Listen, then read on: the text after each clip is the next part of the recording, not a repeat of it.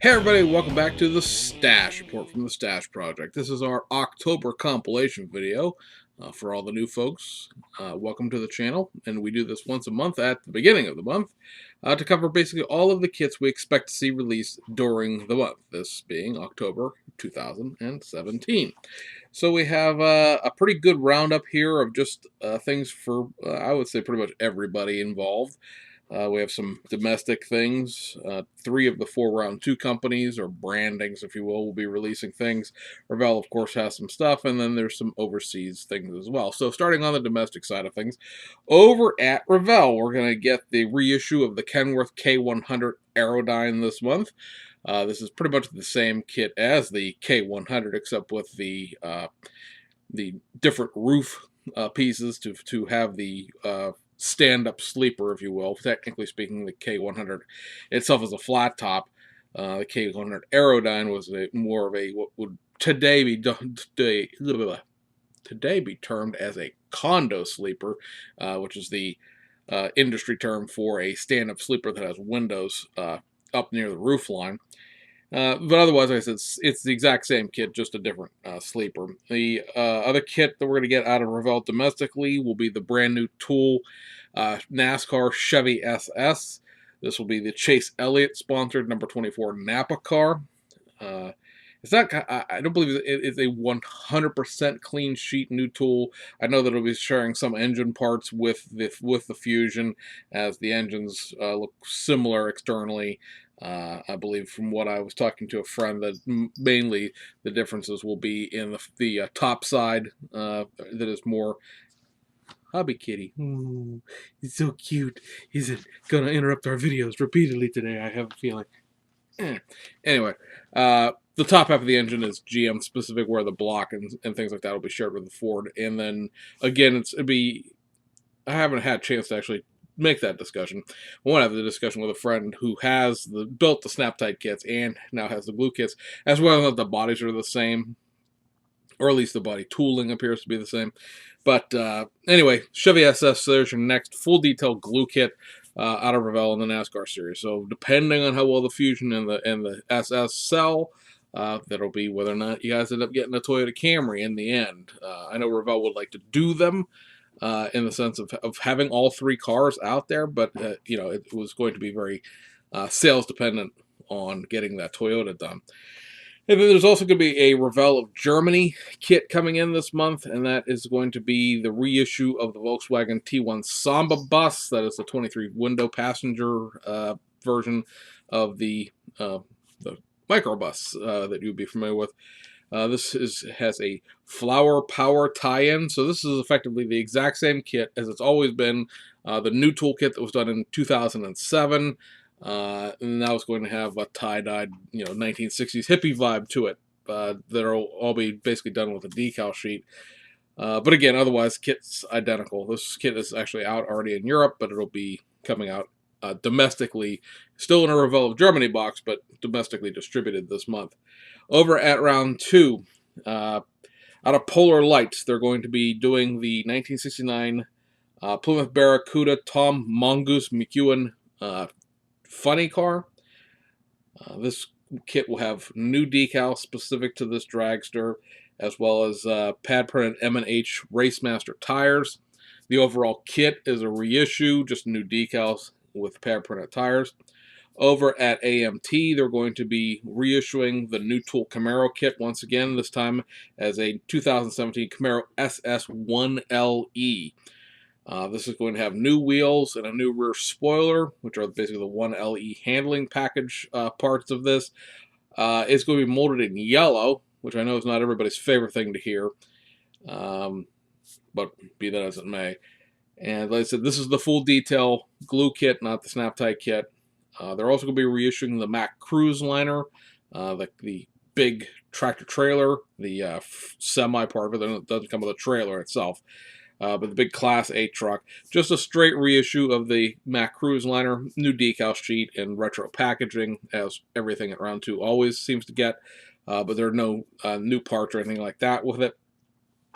At MPC, they are going to be reissuing the 1975 Datsun pickup truck. This is the old AMT annual, or I should say MPC annual kit. It's a 3-in-1 stock, custom, and street machine. They have retooled some parts. They didn't specify which ones they really were, but from looking at least one set of the custom wheels has been retooled, as well as the fact that this kit comes with real tires this time around. It still does have the plastic 2-part tires on the parts runner, but it has real vinyl rubber tires that a regular model kit would come with. So, at least if you're trying to build it stock, you're not stuck with the plastic tires. They're reissuing the 1969 Dodge Charger as the Country Charger. This decision has caused quite a bit of redneck butthurt around the internet, and that is because it's not being reissued as the General Lee. It is the same kit as the General Lee. It does have a different set of wheels. I believe they are, once again, the wheels out of the 67 Dodge Charger kit. Those, well, I'm trying to think what kind of wheels. Those are just 5-spoke mags, but they have those wheels in them, along with the Vector wheels that the General Lee would always have. And then there's a bunch of American flags for the roof. Pretty much going back from the colony days up through a current one.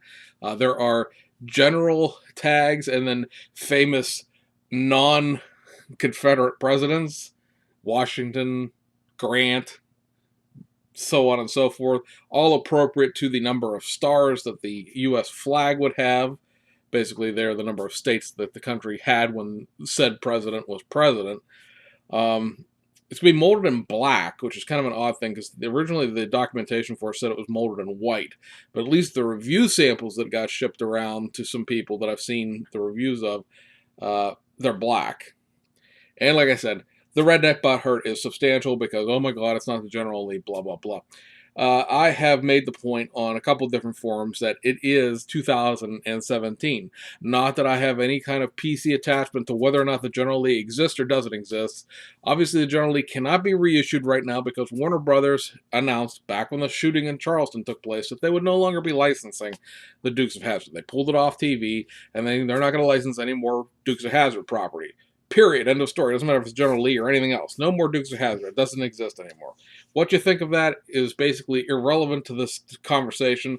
Not because I'm saying what you think is irrelevant, but just because in the overall general sense, it's irrelevant to the point I'm trying to make, which is the General Lee kit was allegedly one of the most mass-produced model kits that MPC and AMT Ertl ever did. It's supposedly somewhere in the neighborhood of like 250,000 to 500,000 of them were produced from the time the TV show was on in the early 1980s until the Snap-Tite kit was technically a new toolkit, but the last time it was reissued probably 5 years ago. If you have not, and you're an adult modeler, built a General Lee if you wanted to build a General Lee, or don't possess a General Lee if you want to build one at some point in time, aside from the fact that the options for building a General Lee are much better to buy a Revell 68 and 69 Dodge Charger, combine the two of them together, go buy some aftermarket General Lee decals and some aftermarket Vector wheels, and do it that way, than it is to buy this old ratty MPC kit in the first place. Beyond all of that, if you haven't built one yet, tough. I mean, seriously. It's to the point, I watched the show when it was in serialization as a kid.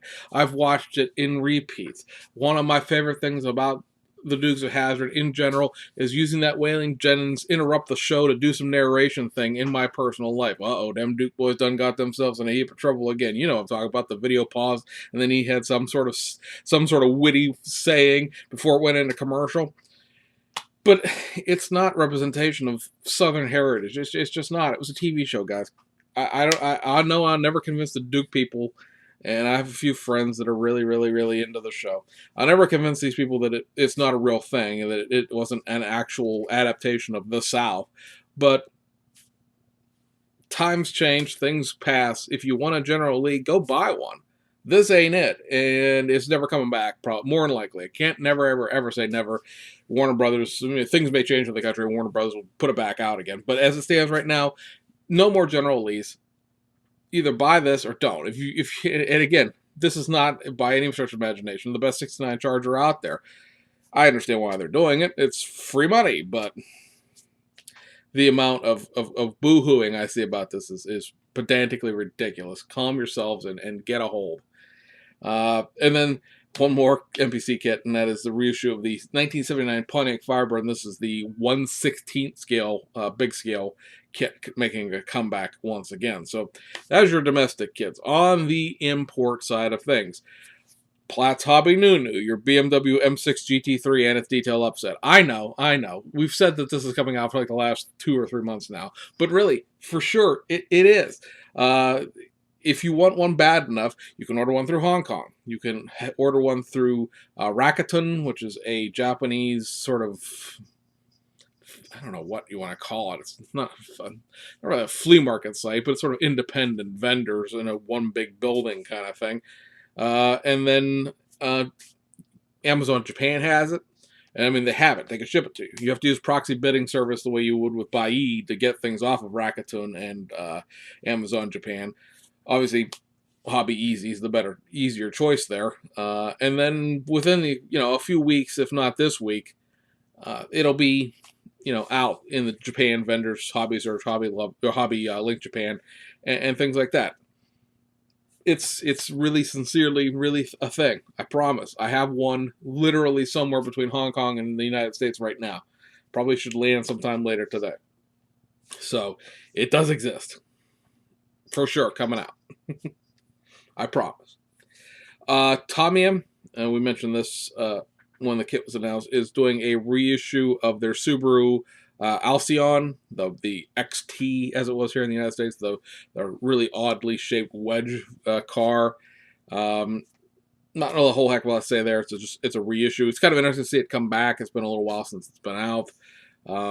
I've not seen the inside of one of these kits. There were 2 Alcyons done. One was a motorized kit. It was similar in vein to the Porsche 962C that Tamiya did, these little 124 scale RC cars. I believe at some point Tamiya put a more conventional chassis and interior in it rather than the motorized parts. But again, I haven't seen one in so long that I couldn't be for sure tell you what the deal is there. Over at Fujimi, they've got a couple reissues. They are the 1994 Mitsubishi FTO GS GPX. These are 2 different trim levels that were separate kits before, so that's a combination kit, as well as the 1995 Honda Odyssey L/S type, L-type, S-type being separate kits again in the past. This time they are boxed together as one. This is pretty much a wheel difference along with the decals for the trim level. Hasegawa has several reissues this month, and they are the 1993 Subaru Legacy RS, done as the New Zealand Rally. That's the first race they call McRae won. The Jaguar XJ9 IMSA, the Nisiki Trust N962C Porsche, another 962C Porsche, this time done for the 1991 24 Hours of Le Mans.